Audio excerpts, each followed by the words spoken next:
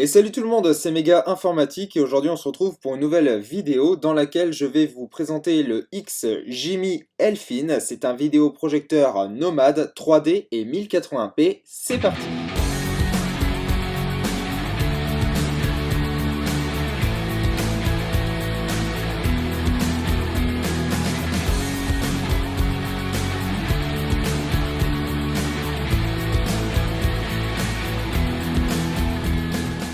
Nomade, certes, mais attention à ne pas confondre avec autonome, puisque ce vidéoprojecteur ne disposant pas de batterie interne, il sera obligatoirement nécessaire de le brancher sur une prise 230 volts pour son fonctionnement. On retrouve un projecteur nomade de par ses dimensions, puisqu'on a 5 cm de hauteur pour 19 de côté, puisqu'il s'agit d'un carré, pour un poids totalisant 900 grammes. Donc on est en dessous du kilo, et si vous comparez par rapport à ma main, alors certes j'ai une main qui est assez grande quand même, mais vous voyez la taille du truc. Pour une consommation totale de 65 watts environ. Côté connectique, ça va aller assez vite puisque l'intégralité des connectiques se trouve à l'arrière du vidéoprojecteur et vous voyez que ça se bouscule pas, il n'y a pas full. Donc ici on retrouve le bouton power, donc marche-arrêt pour mettre en marche et arrêter le vidéoprojecteur, logique. Ici l'extraction d'air chaud pour tout ce qui va être processeur, puce, pour dissiper la chaleur générée par ces éléments. Ici un port HDMI 2.0 compatible ARC, CEC et HDCP 2.2. Donc concrètement, pour faire ça rapidement, gardez juste à l'esprit qu'il est capable d'accepter un flux vidéo en entrée en 4K à 60 images par seconde, mais c'est un vidéoprojecteur 1080p, donc certes il recevra ce flux en 4K, mais il le projettera en 1080p, j'insiste là-dessus. Il est compatible bien évidemment avec le HDR10, HDR10+, et Dolby Vision, et comme il a la fonctionnalité HDR10, hein, c'est intégré dans le vidéoprojecteur, et bien c'est tout bon. Un port USB 2.0, hein, ici un jack en sortie 3,5 mm et le connecteur d'alimentation, donc 19 volts, 230 volts. En dessous, on retrouve 3 patins en caoutchouc, donc 2 petits ici et un grand pour la stabilité quand il est posé sur une surface plate.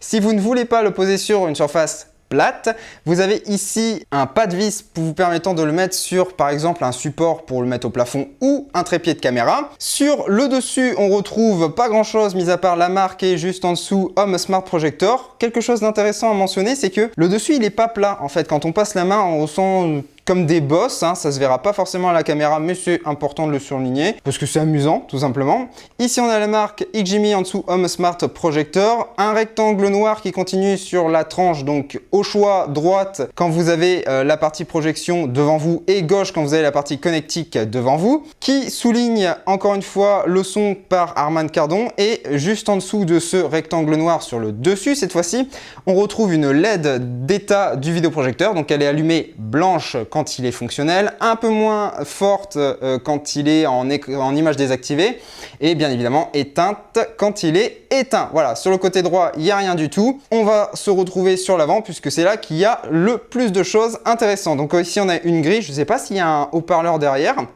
Quoi qu'il en soit, vous voyez que le rectangle noir et le carré noir qui se trouve ici, eh bien ce rectangle il est divisé en deux parties. On voit très bien ici la lentille de projection, c'est ce qu'on pourrait dire en anglais par Height Light Transmission Coated Lens, hein. Donc en français c'est un objectif tout simplement traité à haute transmission lumineuse, hein, voilà, avec un rapport de projection de 1.2, c'est marqué ici pour 1. Et sur le côté gauche de cette optique, on retrouve différents capteurs et ici une caméra qui vont tous être en charge de ce qui va être la correction trapézoïdale et le focus en automatique. Côté projection, hein, voilà, ce qu'il y a sur la projection maintenant, c'est une puce DLP donc de chez Texas Instruments en 0,33 pouces. Côté durée de vie de la lampe, on est sur quelque chose comme annoncé pour 30 000 heures par le constructeur. Et si on s'amuse à faire un rapide calcul, si vous utilisez le vidéoprojecteur pendant 8 heures par jour, hein, donc il est bien évidemment déconseillé de l'utiliser pour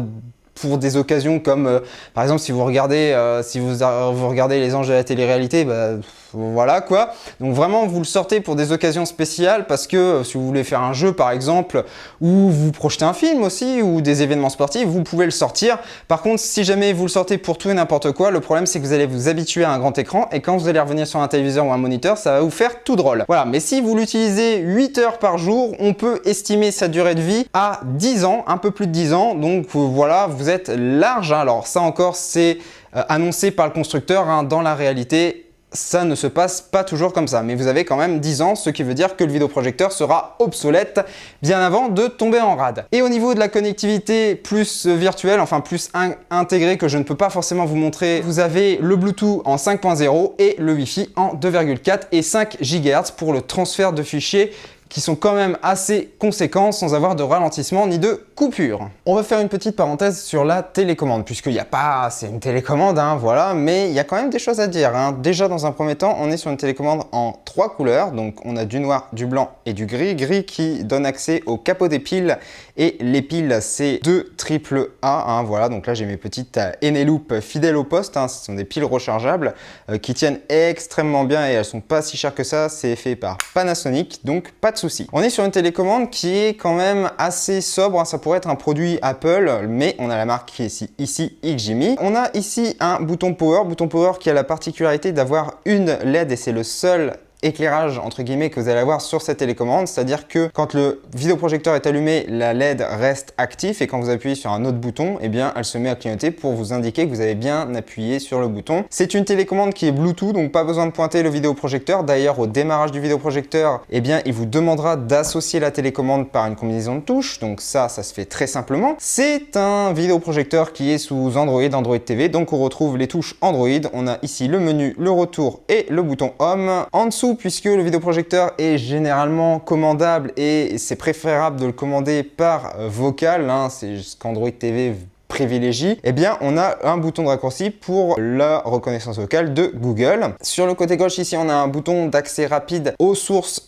et je devrais dire plutôt à la seule source qui est disponible, c'est-à-dire le port HDMI. Ici, le bouton pour les paramètres Android, paramètres du vidéoprojecteur, hein. Vous avez un menu de paramètres tout simplement et vous choisissez ce que vous voulez avec la touche directionnelle qui se trouve juste en dessous. Touche directionnelle circulaire avec un toucher qui est très agréable. On a des clics qui sont très discrets. On a bien évidemment une touche directionnelle, le bouton OK en plein milieu, ça tombe tout de suite sur le pouce, donc c'est très ergonomique. Et ici, on a un plus et un moins. Pas un volume plus et un volume moins, mais un plus et un moins. Pourquoi? Et bien tout simplement parce que vous avez juste en dessous de la télécommande un interrupteur avec vol et focus. Donc volume et focus, vous l'aurez reconnu. Donc si jamais je suis dans l'état volume, à ce moment-là, ces touches-là vont me permettre de régler naturellement le volume, hein.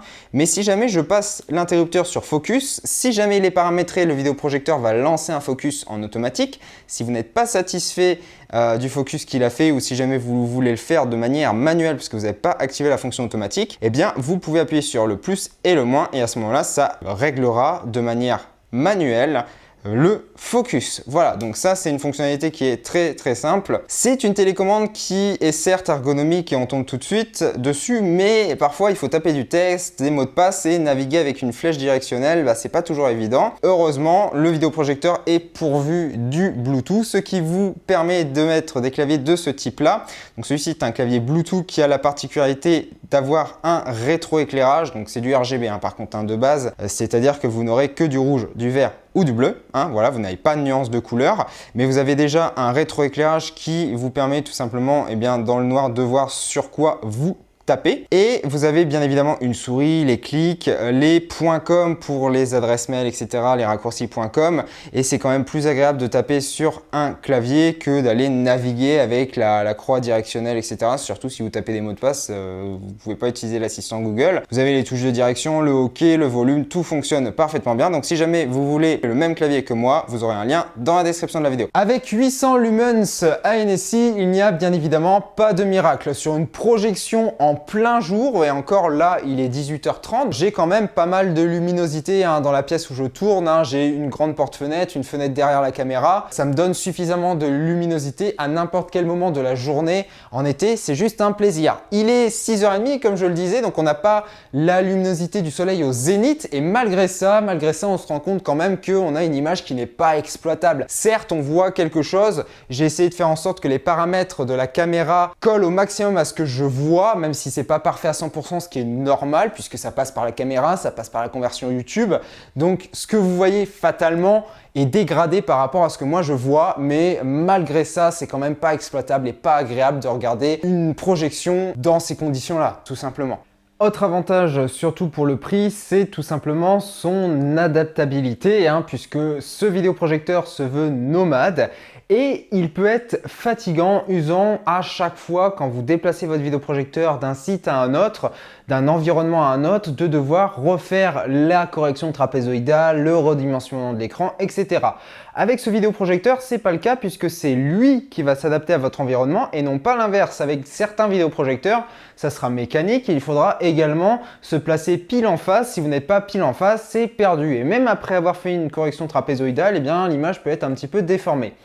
Là, ça vous simplifie grandement la vie puisqu'elle est automatique tout simplement. Alors vous pouvez le lancer manuellement dans les paramètres, on y reviendra plus tard, mais c'est automatique. C'est-à-dire que si jamais je m'amuse à le bouger, alors il faut le bouger d'une certaine manière pour que ça lance la correction en automatique. Voilà. Donc il va redimensionner l'écran, il va refaire un petit contrôle de son zoom, de sa netteté, et ensuite il va vous demander une correction exacte, correction qu'il va falloir faire ou non. Donc il va falloir appuyer sur les croix directionnelles et sur la touche OK pour changer de coin. Et si tout est bon, vous appuyez sur la touche retour de la télécommande, tout est écrit en dessous. Ensuite, vous pouvez lancer, même si ça a été fait dans ce cas-là, mais vous pouvez lancer un focus automatique en actionnant l'interrupteur de la télécommande qui se trouve juste en dessous. Voilà, sachant que le voyant power de la télécommande, donc ici, s'allume en orange et tant que vous êtes en réglage focus, ça reste en orange.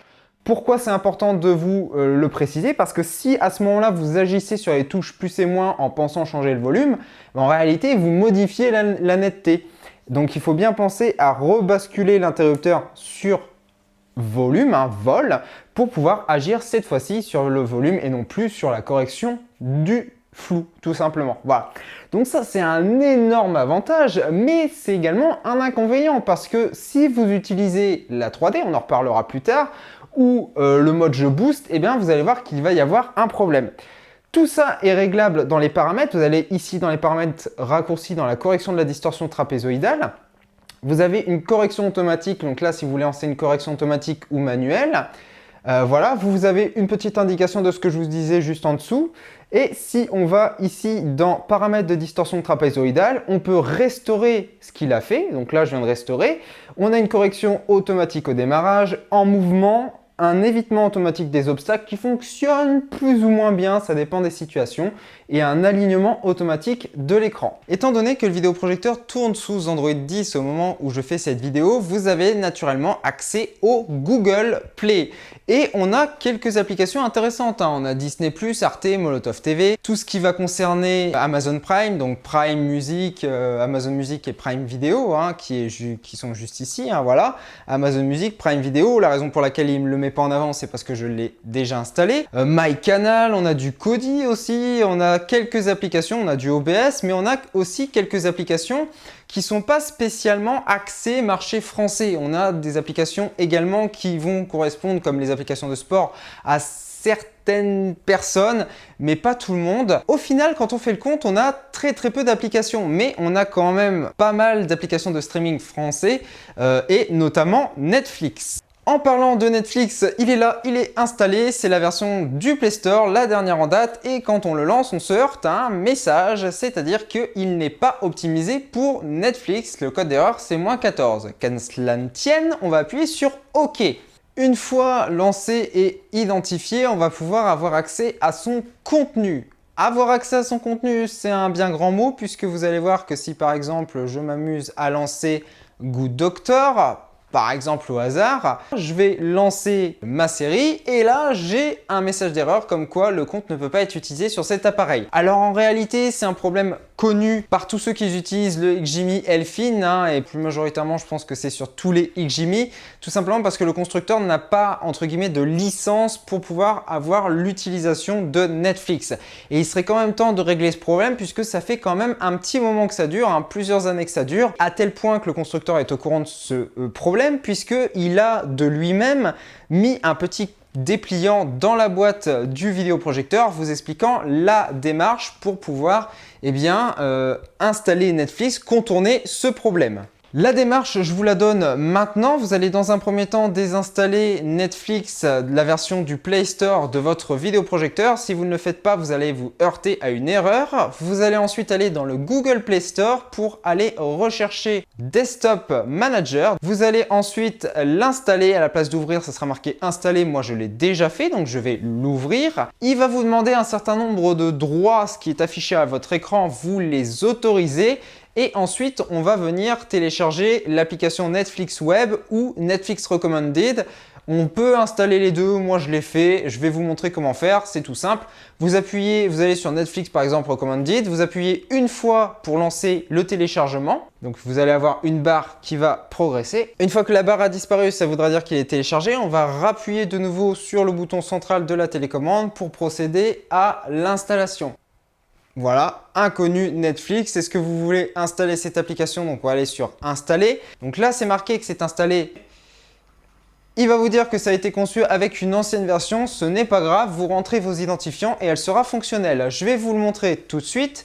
Si je lance Desktop Manager, par exemple, je vais aller choper la version web puisque j'ai déjà entré mes identifiants dedans. Voilà, donc on tombe sur Stranger Things tout simplement parce que, comme ça vous pouvez voir que ça fonctionne parce que j'ai déjà commencé un petit peu à regarder la saison 4 que j'attendais avec impatience. Donc là, si jamais par exemple je vais chercher Good Doctor, vous remarquez deux choses. Déjà, dans un premier temps, l'interface est similaire à une interface web, mais pas l'interface actuelle. Deuxième chose, vous avez une télécommande, mais vous avez une souris, un curseur de souris qui s'affiche. Et si je vais chercher Good Doctor, par exemple, eh bien là, on s'aperçoit qu'il manque des informations. Puisque normalement, vous avez, si c'est du HD, quel type de qualité audio vous avez, etc. Là, vous ne l'avez pas. Si ce n'est pas marqué, ça veut tout simplement dire que vous avez la vidéo en version basse résolution. Voilà, tout simplement. Donc voilà. Par contre, derrière, ça fonctionne très bien. On n'a pas Netflix en HD, mais petit lot de consolation, on a bel et bien Prime Video et en HD s'il vous plaît. Je vais vous montrer ça tout de suite. Pour peu que vous ayez un compte, là c'est parfaitement fonctionnel, parfaitement fluide également, pas de problème. Et on est bien sur une version pour lui HD, c'est-à-dire que si vous regardez en dessous de Good Doctor, en dessous le titre, vous avez 2020, 44 minutes, 16 ans et plus, UHD, Ultra HD 5.1. Voilà, donc on est bien sur une qualité 4K. Indispensable également pour moi, l'application VLC que j'ai sur tous mes périphériques et qui me permettent d'aller sur mon réseau local. Donc là, NAS-Yorishi, c'est mon serveur. Donc dans la catégorie film vidéo 4K avec source code et ça va me permettre tout simplement de vous montrer une lecture en réseau avec décodage H.265 puisque c'est un fichier H.265 et ça va me permettre de tester les performances du vidéoprojecteur. Et comme vous pouvez voir, je ne peux pas vous en montrer beaucoup, mais si j'avance par exemple de 40 secondes, vous voyez c'est extrêmement rapide. Je vais à 70 secondes, ça charge un petit peu. Mais ça va encore, vous voyez, c'est assez fluide, assez beau. Et c'est un fichier 4K, je le rappelle, donc ce que vous avez à l'écran actuellement, c'est le résultat d'un fichier 4K projeté par un projecteur 1080p. Allez, dernière application à présenter, c'est Plex. Plex, pour moi, c'est le Saint Graal. Si je devrais vous expliquer ce que c'est Plex, c'est tout simplement n'importe quelle plateforme de streaming qui a la particularité d'aller rechercher des fichiers sur votre serveur, un serveur que vous aurez installé. Donc par exemple, si vous avez comme moi un NAS compatible avec Plex Media Server, vous avez la possibilité d'installer Plex Media Server, d'aller chercher les dossiers qui contiennent des films. Alors après, voilà, il faut que ça soit légal. Et vous avez donc la possibilité d'avoir accès à votre réseau. Moi, je vais vous montrer avec Dragon Heart, qui est un fichier en 1080p, qui est sur mon serveur. Donc le serveur s'appelle Artanis, c'est film 1080p. Voilà, encore une fois, je ne vais pas vous en montrer beaucoup pour des questions de droit d'auteur. Mais voilà, ça, il faut bien se dire que c'est un fichier qui a été récupéré sur mon serveur. Et il va chercher toutes les métadonnées, les métadatas pour pouvoir eh bien vous affichez une fiche comme Netflix, comme Amazon Prime, comme Disney+, avec la qualité en bas à droite, 1080p 5.AC3, son année de sortie 2020, sa durée, quel type de film c'est, donc fantastique action, sa durée restante, sa note même sur les réseaux sociaux, voilà tout simplement, hein, sur Rotten Tomatoes par exemple, entre autres. Je vais juste vous montrer également un autre film que vous avez vu succinctement. Et si vous regardez bien sur la qualité à droite, c'est un 4K HDR et plus précisément un HDR10 et c'est même plus, c'est un HECV. Voilà, ou HEVC, je sais plus, mais en tout cas c'est un des deux. Un 4K HDR10 5.EAC3, voilà, il n'y a pas de sous-titres. Et si jamais je lance la lecture, encore une fois, c'est un 4K sur un vidéoprojecteur qui projette en 1080p, c'est assez fluide. C'est pareil, hein, si je lui demande d'avancer, vous voyez que c'est quand même, il y a du chargement, hein, mais c'est pas non plus, vous n'allez pas vous endormir devant le chargement de votre film si vous voulez l'avancer un tant soit peu. Je vous en montre pas plus pour des questions de droit d'auteur. J'espère que YouTube va pas trop m'embêter sur ces petits extraits. Les plus perspicaces d'entre vous l'auront peut-être déjà remarqué, quand le vidéoprojecteur n'est pas utilisé pendant un moment, déjà il est sur un écran de veille. Mais justement, lorsqu'il est sur cet écran de veille, on a une information qui est extrêmement importante. C'est tout simplement ce qui est écrit en bas à gauche. Et oui, puisque ce vidéoprojecteur possède un Chromecast intégré, hein, donc je ne peux pas faire plus simple. Ce qui permet, si je prends mon téléphone, que je me reconnecte sur le même réseau Wi-Fi que mon vidéoprojecteur, en l'occurrence là le Wi-Fi 5 GHz. Je vais aller chercher mon projecteur, je vais pouvoir streamer, c'est le but d'une Chromecast en même temps, la vidéo que j'ai sur mon téléphone directement sur mon vidéoprojecteur. Donc là on a le Black Shark KLE H0 qui est en train de streamer une vidéo sur YouTube.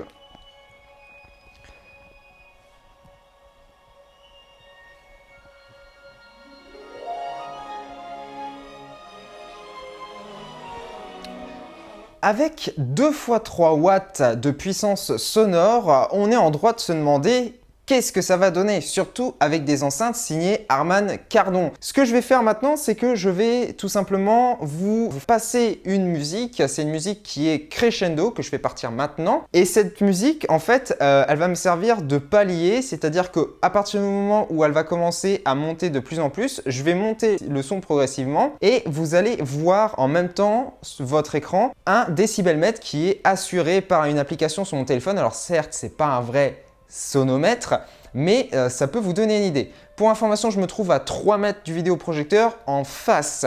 Donc on va augmenter progressivement le son et vous allez voir ce que ça donne.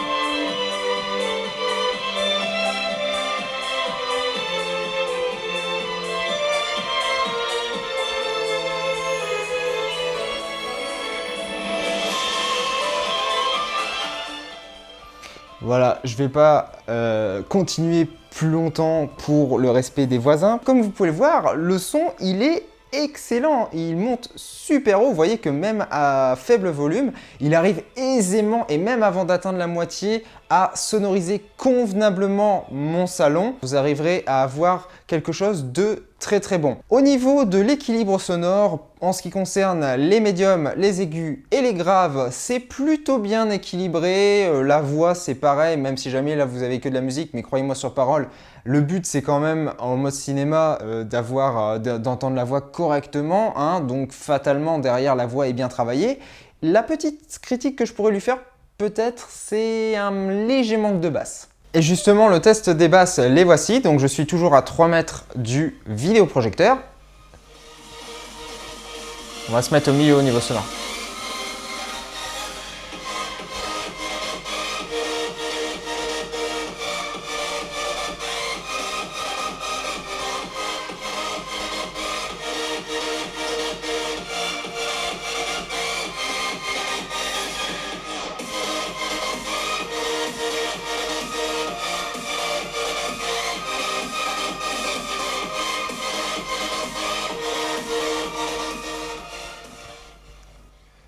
Voilà, donc bien évidemment, elles sont présentes, hein. Il y en a, j'ai pas dit qu'il n'y en avait pas du tout, j'ai dit qu'il en manquait juste. Donc ça sera à vous de juger. Et à titre de comparaison, à la même distance, voilà ce que ça donne avec mon système audio Panasonic.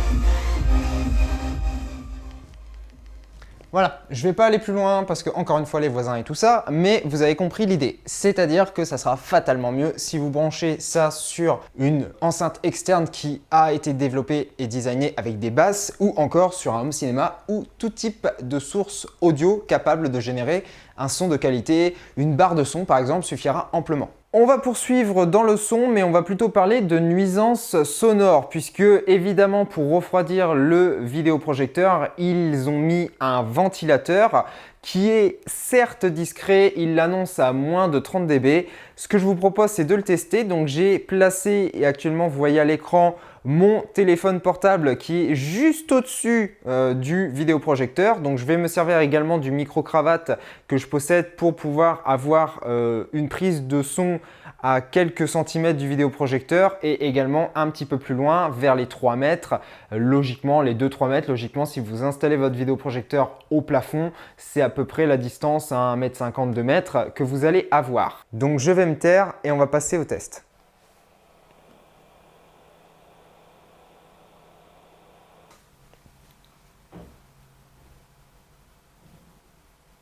Le fabricant annonce 30 dB et généralement, eh bien, c'est ce qu'on aura. On a un petit peu plus, on a 40 dB puisque évidemment le portable se trouve juste au-dessus de la sortie d'air, donc il va entendre beaucoup plus de bruit. Là, je vais me taire, je l'ai décalé de quelques centimètres, donc il est juste à côté mais pas collé. Et on est à peu de choses près à 30 dB, bon un peu plus, 33, 34, sachant que ce n'est pas une mesure absolue étant donné le fait que ce n'est pas un vrai sonomètre et donc c'est une mesure approximative, mais ça peut quand même donner un ordre d'idée. Pour cette partie, on va mesurer l'input lag ou le temps d'entrée en français qui va, pour simplifier, concerner tout ce qui va toucher au délai que vous avez entre le moment où vous appuyez sur une touche de votre clavier, de votre souris ou de votre manette de jeu, où vous déplacez la souris ou le joystick de votre manette et le temps qui s'exprime en millisecondes que va mettre cette action pour s'afficher à l'écran. En compétition, vous vous doutez bien que plus cette valeur est faible, mieux c'est, tout simplement pour avoir l'avantage.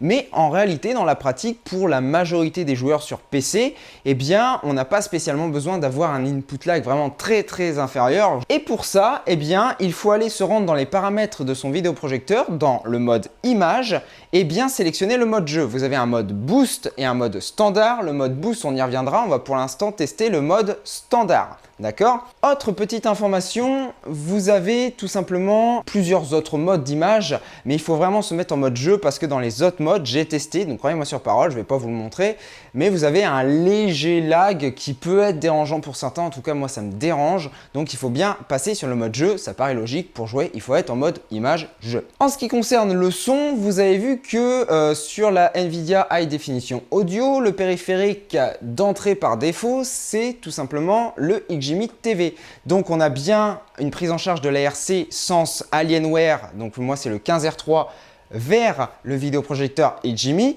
et ça fonctionne également dans l'autre sens. Si vous branchez le vidéoprojecteur sur une source ARC compatible et que vous voulez vous en servir comme enceinte, un home cinéma par exemple, eh bien ça fera automatiquement la bascule. Voilà, c'est réglable également dans les paramètres, mais généralement c'est automatique et ça fait pas trop de bêtises. Donc pour mesurer l'input lag, je vais donc jouer une petite partie sur Battlefield 4. Alors une petite partie, on va faire ça assez vite. Battlefield 4 en mode campagne, histoire d'être un petit peu tranquille. C'est parti, donc j'ai déjà fait péter le blindé, ça va commencer à bouger. Pour cette séquence, on passe en voix off, puisque même si jamais je ne suis pas le meilleur joueur sur BF4, j'ai quand même terminé la campagne dans toutes les difficultés et en faisant tous les scénarios à la fin, je ne vous spoil rien. La configuration est la suivante, je me trouve avec le vidéoprojecteur en mode image et je n'ai pas l'écran de l'ordinateur portable allumé, c'est-à-dire que je n'envoie le flux vidéo que sur le vidéoprojecteur, donc je suis obligé de passer par lui pour pouvoir jouer. Et vous voyez que même si jamais c'est pas un moment dans BF4 où c'est voilà, c'est intense, eh bien il y a quand même des grenades qui sont envoyées, pas mal, il y a quand même des ennemis qui arrivent. Je me trouve là actuellement dans une situation où voilà, j'ai plus beaucoup de vie, tout ça, et croyez-moi que si jamais vous avez des latences à ce moment-là, ben, vous creverez plus facilement. Donc au niveau de la latence, si elle est présente, si vous la voyez, pour moi ça ne me dérange absolument pas, et pour le joueur lambda non plus. La 3D, justement, parlons-en. Vous vous rappelez, plusieurs fois dans la vidéo, je vous avais dit que ce qui faisait la grande force de ce vidéoprojecteur, c'était tout simplement la correction du focus et surtout la correction trapézoïdale automatique. Voilà, ce qui permettait et ce qui permet à ce vidéoprojecteur de s'adapter à votre environnement, peu importe où vous le placiez devant votre écran dans la limite du raisonnable. Vous avez également la fonctionnalité zoom, si par exemple votre écran est légèrement inférieur à la taille de votre écran projeté par rapport à son éloignement, vous pouviez toujours jouer sur le zoom pour qu'il puisse rentrer et faire une petite correction trapézoïdale pour adapter tout ça pour que ce soit propre. Le problème, c'est que ces fonctionnalités qui font que le vidéoprojecteur s'adapte à votre environnement ne sont pas fonctionnelles dans deux modes, à savoir le mode jeu en mode boost. Vous avez pu le voir peut-être le message défilé dans la partie précédente, mais également ce n'est pas compatible avec la 3D. C'est-à-dire que si là je m'amuse à activer la 3D, je vais me heurter à ce message qui me dit qu'il faut que je mette l'appareil en projection frontale, ce qui est déjà le cas, mais comme j'ai effectué une modification pas trapézoïdale mais de zoom, j'ai dézoomé l'image, j'ai fait un dézoom tout simplement, eh bien j'ai quand même ce message parce que en mode 3D, si j'appuie sur OK, certes ça va me passer l'image en 3D, mais vous l'avez vu succinctement, ça va me remettre l'image telle qu'elle serait sans correction trapézoïdale et sans dézoom. Donc en gros, ça désactive à la fois la correction trapézoïdale, mais également le dézoom. À la limite, la correction trapézoïdale, je peux comprendre que ça peut poser problème en 3D. Mais messieurs de chez XGIMI, je n'ai pas la réponse, mais je suppose que ce n'est pas obligatoire d'avoir tout simplement de désactiver la fonction de dézoom lorsqu'on est en 3D. Je ne pense pas que ça pose de problème parce que là, si jamais je retourne dans correction de la distorsion trapézoïdale, là où est la fonction zoom dézoom, j'ai un message d'erreur. Il ne voudra pas tant que je serai en 3D. Et même si jamais je le fais en désactivant la 3D temporairement, je le fais, eh bien ça va me faire exactement ce que je vous ai montré, ça va me le désactiver d'office. Voilà. Donc quand je vous ai fait la présentation, je vous ai dit que ça aurait été bien d'avoir peut-être une bague de zoom dézoom, du focus et de la correction trapézoïdale mécanique en plus du numérique, même si ce n'est pas absolument nécessaire. Mais dans ce cas-là, eh bien, avoir quelque chose d'optique, comme par exemple le fait de dézoomer, au moins de pouvoir dézoomer pour l'adapter à l'écran, eh bien, ça aurait pu résoudre ce problème. Mais encore une fois, si jamais le zoom dézoom ne pose pas réellement de problème à la 3D, messieurs de chez XGIMI, vous pouvez faire une petite mise à jour parce que ça ne reste qu'une limitation logicielle. Voilà. Je vais également tenter de vous montrer ce que donne la 3D avec les lunettes. Alors les lunettes justement, parlons-en. Ce sont des lunettes que j'ai rechargées dès que je vous ai fait la présentation. Ça fait plusieurs semaines que je teste le vidéoprojecteur. J'ai rechargé les lunettes au début et j'ai encore largement de quoi faire au niveau batterie. Voilà, donc je l'estime à une utilisation de plusieurs semaines, voire plusieurs mois. On se retrouve pour la conclusion de la vidéo sur le vidéoprojecteur XGIMI Elfin. Alors au niveau de la configuration, j'ai essayé de faire en sorte que les paramètres de la caméra collent au maximum à ce que moi je vois, même si jamais vous vous doutez bien que ça sera largement dégradé puisque il y a la caméra, il y a la conversion YouTube, etc. Donc on n'est pas sur quelque chose que je vois à l'œil nu. Donc partez du principe que c'est supérieur à ce que vous voyez. Alors, au niveau du conseil sur l'achat de ce vidéoprojecteur, vous allez peut-être vous dire, c'est un vidéoprojecteur qui est nomade, donc j'en ai pas besoin. Moi, je vais plutôt investir dans un vidéoprojecteur fait pour du fixe. Et détrompez-vous, puisque moi, au début, j'étais parti sur ça, mais en voyant la qualité du vidéoprojecteur, je me suis dit, pourquoi ne pas tenter? Surtout qu'il y a énormément d'avantages à l'utiliser en mobile. Déjà, dans un premier temps, vous pouvez utiliser le mode jeu boost et la 3D, puisque vu que vous l'utilisez en fixe, vous allez faire en sorte que votre vidéoprojecteur soit pile en face de votre écran.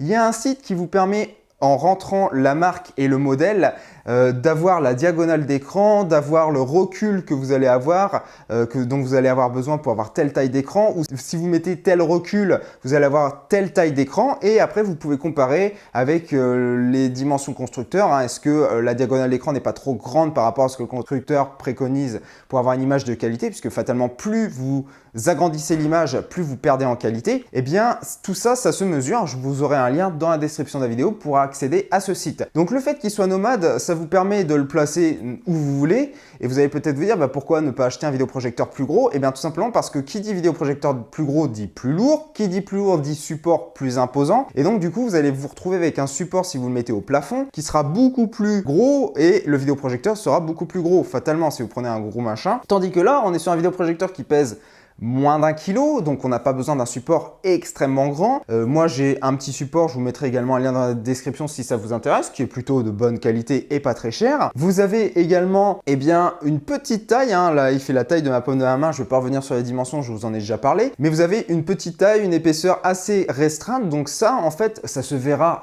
faut pas se voiler la face, mais ça sera beaucoup moins choquant qu'un gros machin avec un gros support, etc. Au niveau du nomade, ça résout également un autre problème, c'est sa qualité sonore, puisque même si jamais il se défend très bien, comparé à d'autres vidéoprojecteurs où c'est principalement aigu, c'est nasillard, etc., on manque quand même de certaines fréquences, on manque de basses, de graves, etc., donc on manque un petit peu, mais le fait qu'il soit fixe vous permet de profiter au choix du jack 3,5 mm ou de l'ARC avec l'HDMI, voire même du Bluetooth pour pouvoir le raccorder à quelque chose de plus, qui tient beaucoup plus la route, qui est fait pour ça. Évidemment, vous n'avez pas un home cinéma dans le vidéoprojecteur, donc si jamais vous le raccordez à home cinéma, vous aurez fatalement un gain de son amélioré.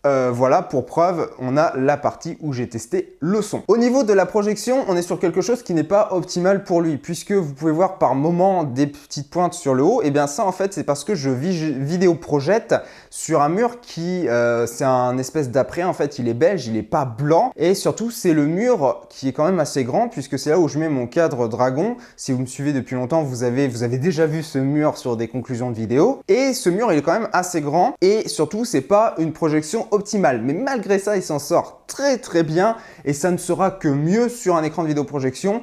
Écran de vidéoprojection qui arrive pour l'instant, que je n'ai pas, mais je ne manquerai pas de vous faire une vidéo à ce sujet, donc n'hésitez pas à regarder la description de la vidéo ou l'annotation qui s'affiche maintenant à votre écran pour avoir le lien de cette vidéo. Alors c'est un écran, donc je ne pense pas qu'elle fera 30 minutes non plus, faut pas déconner, mais je pourrais vous montrer déjà ce que ça donne. C'est tout pour cette vidéo, je vais m'arrêter là, elle est déjà bien assez longue, donc comme d'habitude je vous invite à la partager un maximum sur les réseaux sociaux. Tout ce que vous voulez, lâchez-vous, les commentaires de la vidéo sont là si jamais vous avez la moindre question. Également, n'hésitez pas à détruire la barre des pouces bleus, ça aide énormément au référencement, et vous imaginez même pas à quel point, surtout avec des vidéos aussi longues que ça, l'algorithme YouTube il n'aime pas généralement. Mais voilà, moi je suis comme ça, je préfère bien tester un produit à 100%, rentrer dans les détails et vous le montrer plutôt que de vous le dire. Sur ce, je vous invite également à vous abonner à la chaîne. Alors je le précise tout le temps, mais ça a son importance parce que la majorité d'entre vous qui regardent mes vidéos ne sont pas abonnés. Donc faites-le, ça prend 10 secondes, ça vous engage à rien, c'est totalement gratuit. N'oubliez pas pour les